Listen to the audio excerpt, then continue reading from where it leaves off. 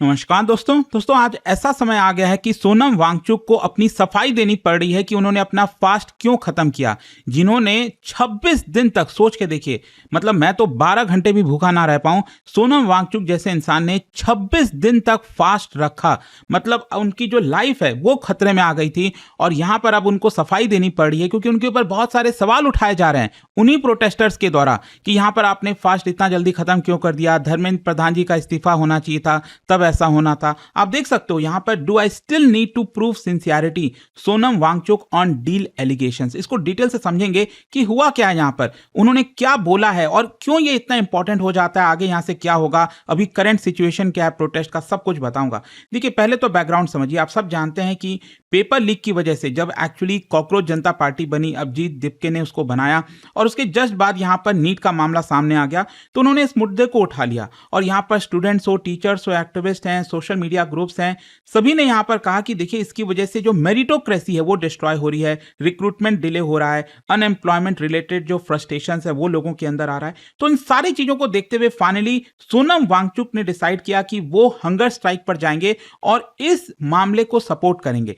क्योंकि देखो, जब कॉकरोच जनता पार्टी जंतर मंतर पर बैठी थी, आपको याद होगा, तो यहां पर उतनी कोई खास भीड़ आई नहीं थी। काफी सारे सवाल उठ रहे थे कि ये सोशल मीडिया पर ही है, बस कोई ग्राउंड पर कुछ ऐसा है नहीं। लेकिन जैसे जैसे सोनम वांगचुक का स्ट्राइक आगे बढ़ता गया, तब लोगों के अंदर सहानुभूति आई और कहीं ना कहीं आप कह सकते हैं कि जो पूरा प्रोटेस्ट है उसके पीछे एक बड़ा चेहरा, एक सबसे मेन चेहरा, वो है सोनम वांगचुक। और देखो, जो हंगर स्ट्राइक है ना, ये बहुत मायने रखता है क्योंकि भारत का एक इतिहास भी रहा है कि जो हंगर स्ट्राइक है as a non violent democratic tool की तरह इस्तेमाल होता है। चाहे आप महात्मा गांधी जी को ले लीजिए, अन्ना हजारे, इरॉन शर्मिला, सभी ने कुछ ना कुछ यहाँ पर अपना इंप्रेशन डाला है। और इस तरह का जो प्रोटेस्ट होता है ना, तो एक मॉरल प्रेशर जाता है फिजिकल फोर्स के ऊपर, सरकार के ऊपर, कि वो यहां पर कुछ करे। और सोनम वांगचुक जी का जो प्रोटेस्ट था वो एक सिंबॉलिक सिग्निफिकेंस की तरह आप देख सकते हो, कुछ स्पेसिफिक डिमांड्स के लिए। अब देखिए होता क्या है, 26 दिन के फास्ट के बाद, लगभग 1 महीने के बाद, विदाउट फूड वो यहां पर रहे, अपना जो बलिदान है वो यहां पर उन्होंने दिया।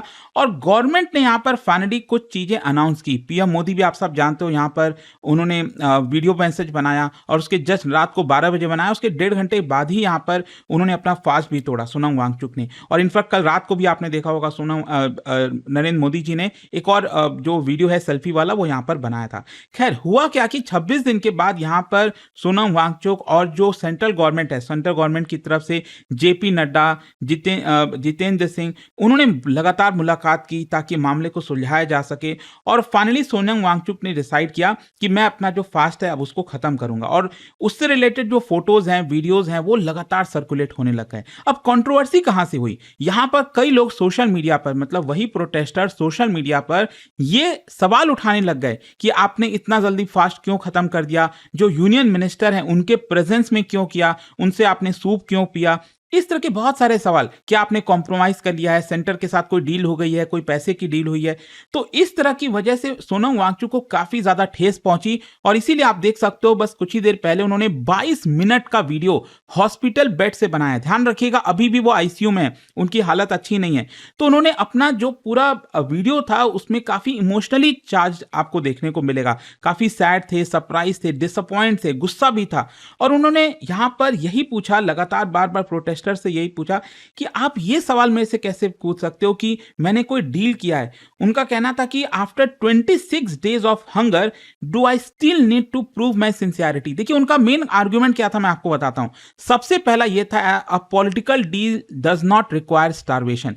वो ये कह रहे थे कि अगर कुछ लोगों को लग रहा है कि मुझे पॉलिटिकल बार्गेन करना था, तो हो सकता है कि मैं यहां पर प्राइवेटली सरकार से नेगोशिएट करता, मीटिंग्स होल्ड करता, यहां पर जो डिफरेंसेस हैं उसको क्लोज डोर, मतलब बिहाइंड द डोर्स यहां पर बात करके चीजों को सुलझा देता। इंस्टेड उनका कहना था कि मैंने तो 26 दिन तक कुछ नहीं खाया, अंडर वो भी दिल्ली के इतने, मतलब हीट में 20-21 दिन तो आप सब जानते हो जंतर मंतर पर ही थे वो यहाँ पर। और उनका जो हेल्थ है वो आप सभी देख सकते हो कितना ज़्यादा खराब हो गया था। तो उनका आर्गुमेंट यही था कि ये बहुत ही मतलब सेंस ही नहीं बनाता, आप इस चीज़ को कैसे कह सकते हो कि मुझे सरकार के साथ डील करनी थी, तो मैं अपने आप को इतने लंबे समय तक के लिए क्या सफ़र रखूंगा। साथ ही साथ उन्होंने बताया कि उनका जो हेल्थ है वो क्रिटिकल स्टेज पर पहुंच गया था, 11 किलो वो लूज कर चुके थे, मसल मास ऑलमोस्ट डिसअपियर हो गया था। मतलब ऐसी इंजरी उनके ऑर्गन्स पर हो सकती थी जो इरिवर्सिबल हो जाती। इनफैक्ट उनका ब्रेन जो है वो परमानेंटली डैमेज भी हो सकता था अगर वो फास्ट को कंटिन्यू रखते।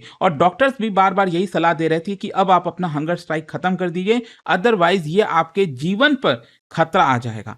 इसके अलावा उन्होंने कहा कि do I need a character certificate, मतलब उनका ये सबसे स्ट्रॉन्गेस्ट पार्ट था अपने स्पीच का। उनका कहना था कि क्या मुझे यहाँ पर कैरेक्टर सर्टिफिकेट चाहिए कि मेरा फास्ट कितना ज़्यादा प्योर था।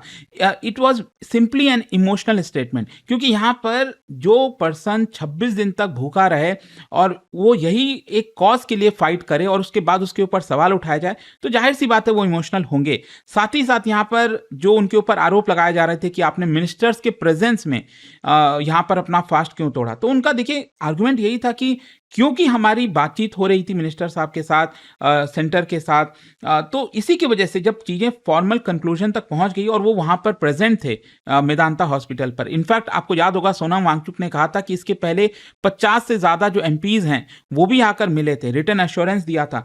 तो उसके बाद जाकर मैंने, क्योंकि अब वो प्रेजेंट थे उस समय, तो मैंने अपना फास्ट उनके सामने तोड़ दिया। फिर देखिए सबसे बड़ा एक जो डर उनको लगा हुआ था, उन्होंने अपने अपने स्टेटमेंट में बताया, that was fear of violence. उन्होंने याद दिलाया कि देखिए लद्दाख में जो प्रोटेस्ट उन्होंने किया था 2025 में, तो यहाँ पर काफी ज्यादा वायलेंस भी देखने को मिला था। कई जो प्रोटेस्टर्स हैं उनको चोटें भी आई थी।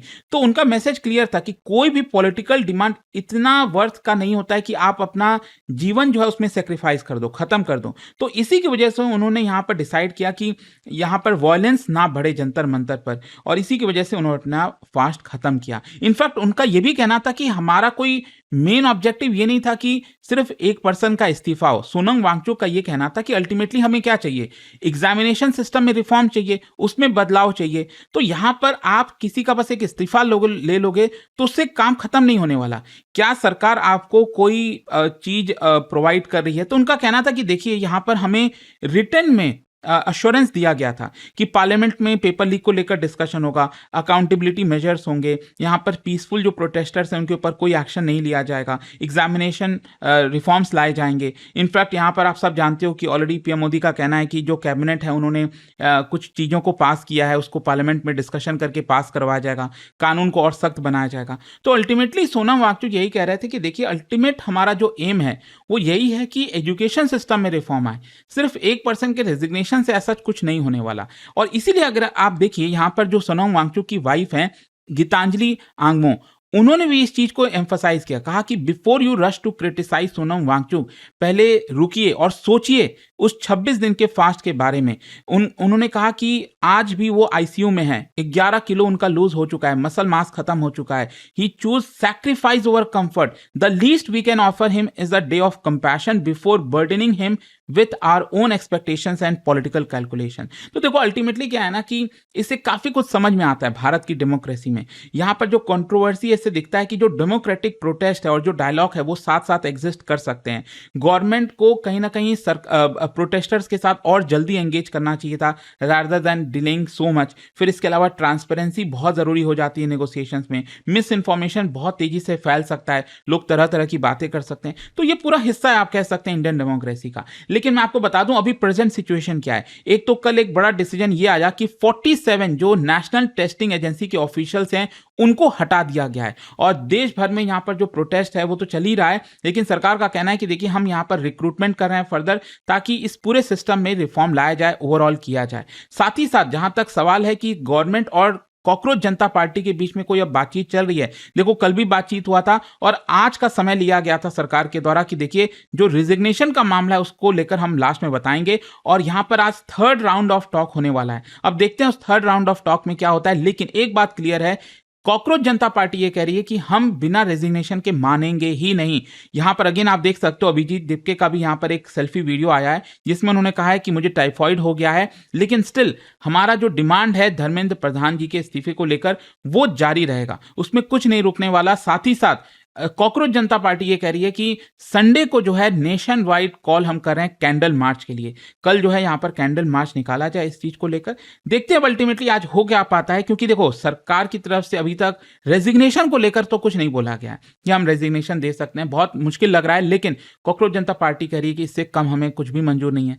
देखते हैं अल्टीमेटली मामला किस दिशा में जाता है। बट आई होप कि अभी करंट सिचुएशन क्या है, सोनम वांगचुक का ये जो स्टेटमेंट था वो क्या है, वो सब कुछ आपको समझ में आ गया होगा। और जाने से पहले एक बहुत इंटरेस्टिंग क्वेश्चन क्वेश्चन।